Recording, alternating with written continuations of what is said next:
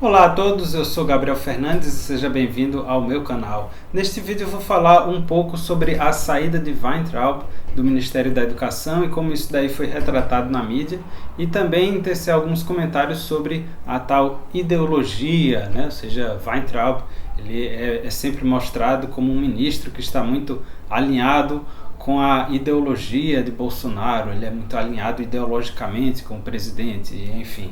Mas antes eu gostaria de pedir para que você curtisse, comentasse, compartilhasse esse vídeo, enfim, fizesse todas as ações necessárias para aumentar a relevância dele. Então vamos lá. No noticiário de hoje, os jornalistas estavam lá fazendo a análise, né, e os comentários sobre a saída de Weintraub, e teve um deles, num desses canais assim, né, dos mais odiados pelos conservadores, que estava dizendo, falando a respeito da doutrinação que era aplicada pelos regimes de extrema direita na juventude, nas crianças, através da educação. Então ele foi lá atrás, puxou até o exemplo de Plínio Salgado, do integralismo, e a ditadura Vargas, e como o Ministério da Educação foi tomado por pessoas dessa ideologia.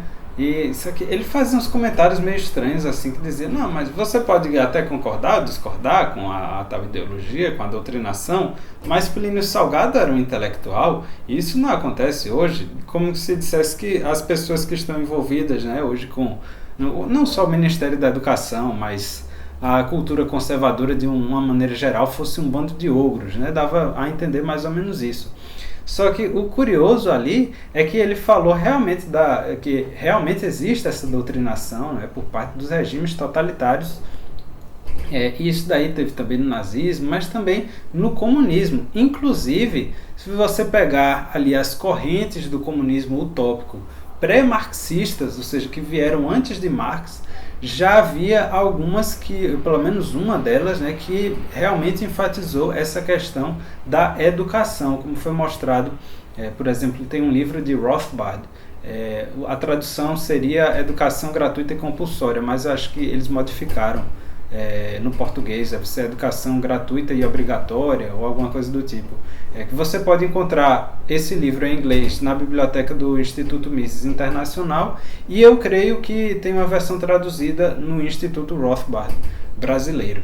Enfim, e aí ele, né, nesse livro ele mostra como o Estado, de maneira geral, né, não precisa ter uma ideologia própria, mas uma vez que o Estado se apodera da educação e estabelece esse ensino compulsório, esse ensino obrigatório, você vai ter quase que necessariamente algum tipo de ideia ali, de doutrinação, de certa forma, passada para as crianças, para a juventude, pelo menos com relação a obedecer às leis do Estado, obedecer aos mandamentos do Estado, por assim dizer.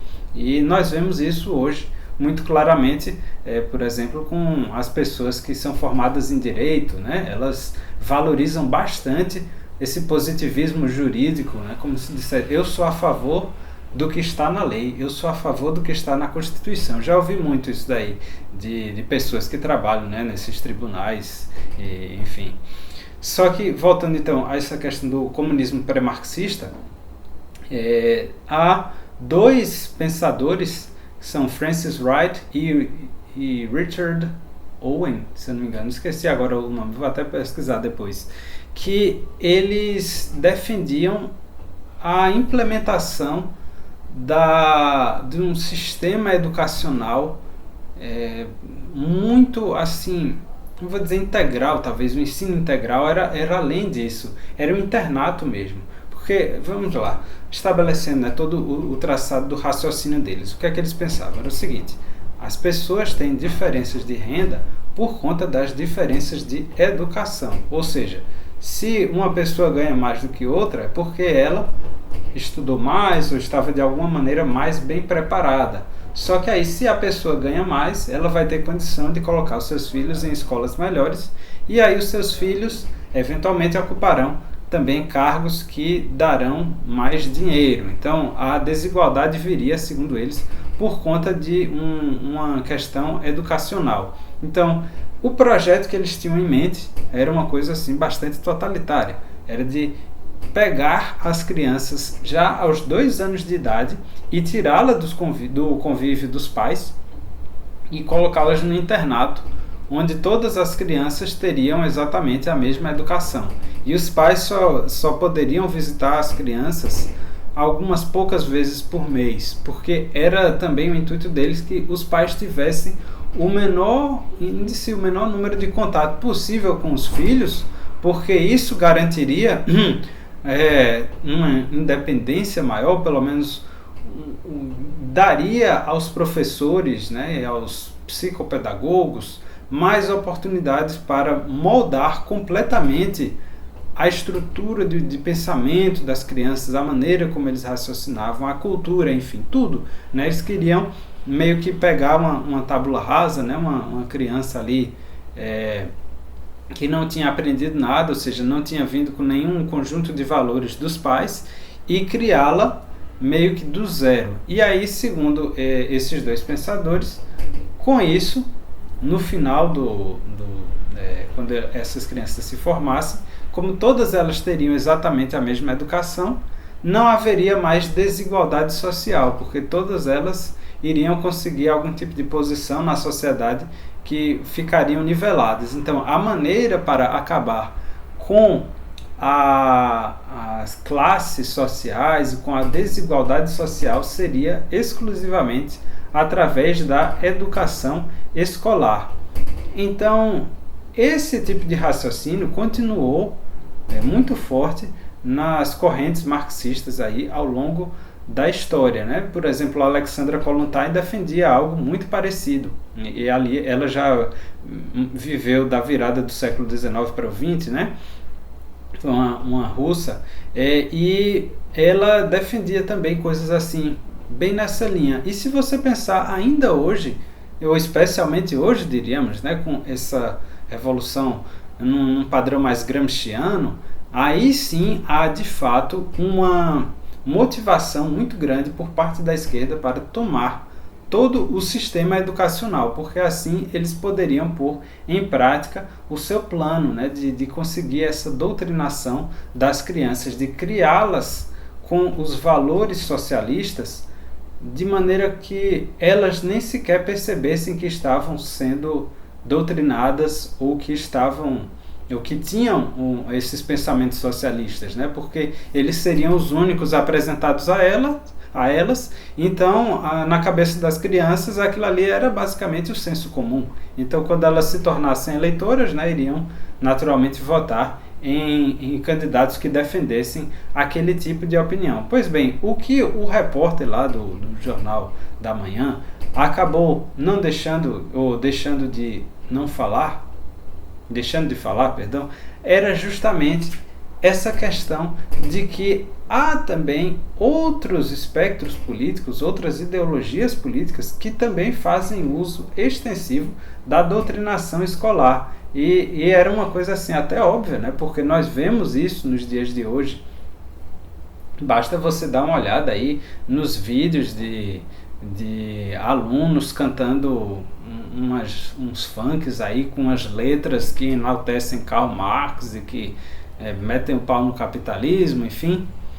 Mas deixando um pouco de lado essa questão da doutrinação, vou falar agora da ideologia, né, porque essa daí foi de fato uma palavra que muito me chamou a atenção em todo esse discurso.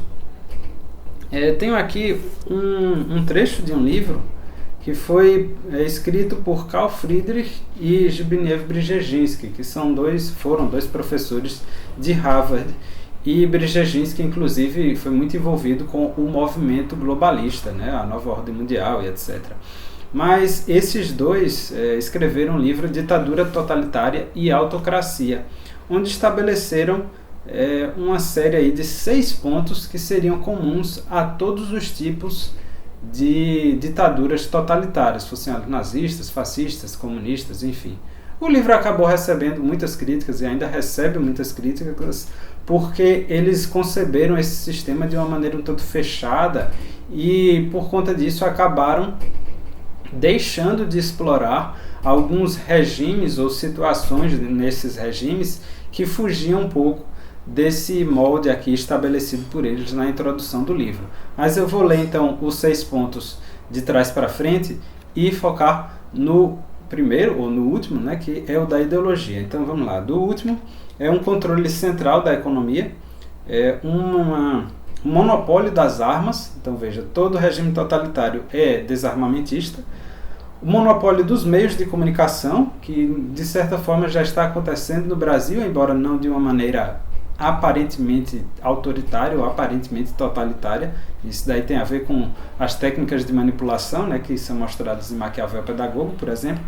Tem um sistema de terror que, no caso, envolve a polícia secreta. No caso dos nazistas tem a Gestapo, a KGB soviética, enfim, e que aqui no Brasil está começando a se formar, né, com toda essa questão do STF mandando e desmandando aí.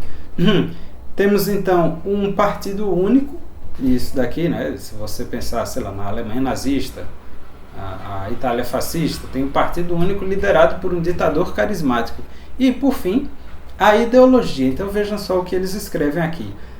Uma ideologia elaborada, consistindo de um corpo oficial de doutrina que cobria todos os aspectos vitais da existência do homem e para a qual todas as pessoas vivendo naquela sociedade, ou a qual todas as pessoas vivendo naquela sociedade deveriam aderir, ainda que passivamente, pelo menos passivamente. Essa ideologia é caracteristicamente focada e projetada em direção a um estado final perfeito da humanidade. E isso significa que ele contém uma afirmação, ela contém uma afirmação quilialística. Isso é uma palavra meio estranha, assim, muitas vezes nem mesmo nos dicionários pode-se encontrar uma tradução, uma definição desse termo, mas o mais próximo é milenarista. Eu acho que isso daí fica melhor. Então, assim, a ideologia contém essa afirmação quilialística, essa afirmação milenarista, baseada numa rejeição radical da sociedade existente. Vejam só, uma rejeição radical da sociedade existente com a conquista do mundo por um mundo novo. Então vamos destrinchar isso daqui. Um corpo oficial de doutrina que cobre todos os aspectos vitais da existência é o mesmo que dizer, né, como Olavo de Carvalho, sempre que ele fala de uma ideologia, ele diz que é uma espécie de concepção totalizante da realidade, ou seja, você tem um conjunto de ideias que busca interpretar todos os aspectos possíveis da realidade e que ela não admite nada que venha de fora dela. Ou seja, ela não considera nada que esteja fora da ideologia, ela só vê as coisas por aquela ótica. E daí também que ele diz que o marxismo ou o comunismo não é uma ideologia, porque são várias. Eles criaram diversas ideologias e vão mudando, escolhendo uma e ora outra, mas todas elas compartilham esse outro aspecto-chave, que é trabalhar em direção a um estado final perfeito da humanidade. No caso do comunismo, seria a abolição das classes sociais, no caso do nazismo, a eliminação das raças inferiores e assim por diante. E veja só que nenhum desses aspectos aqui se aplica ao governo Bolsonaro. Eu não estou nem dizendo dos 6 tópicos ou das 6 coisas ali que caracterizam o regime totalitário, né? Porque Bolsonaro não é desarmamentista, ele não tem monopólio da mídia, não faz um planejamento central da economia, enfim, mas sobretudo com relação à ideologia. Não há um corpo doutrinário que busque conhecer, que busque interpretar todos os aspectos, todas as facetas da realidade no conservadorismo, né? Podemos até dizer que o conservadorismo é uma ausência de ideologia nesse sentido aqui, porque eles não trabalham também para alcançar um estado perfeito da humanidade, um estado final, onde a história vai acabar, né? Segundo Lenin. Isso daí está fora. E, por fim, a última frase, o último pedacinho aqui, né, que a ideologia ou a afirmação milenarista é baseada numa rejeição radical da sociedade existente na substituição do mundo por um mundo novo. Então veja que os conservadores não querem derrubar a sociedade como tal, né? Vamos pensar assim nos termos marxistas, seria o patriarcado, o capitalismo, enfim, o cristianismo, né? Ou seja, as bases da civilização ocidental, para então construir algo por cima disso. Essa abordagem, na verdade, é aquela dos revolucionários, incluindo, obviamente, os comunistas. Mas toda essa questão me lembrou também de não é bem um artigo de Olavo de Carvalho, não, mas são as observações finais de A Nova Era e a Revolução Cultural, que ele relata, né, um fato assim, que estava dando uma aula, né, então, conferências, vou ler aqui o trechinho. Expondo em conferências as ideias que depois viria a registrar neste livro, muitas vezes recebi dos ouvintes a exigência de uma definição política, vejam só. Sentiam-se desconfortáveis ante um interlocutor sem filiação identificável, algo assim como um OVNI ideológico, e desejavam saber com quem estavam falando. Minha resposta invariavelmente tem sido a seguinte: o pressuposto dessa exigência é que não se pode criticar uma ideologia senão em nome de uma outra ideologia, dentre as reconhecidas no catálogo do momento. Esse pressuposto, por sua vez, funda-se num preconceito meio historicista, meio sociologista, segundo o qual todo pensamento individual é apenas expressão de algum anseio coletivo e deve a este sua validade. Não vou entrar tanto nesse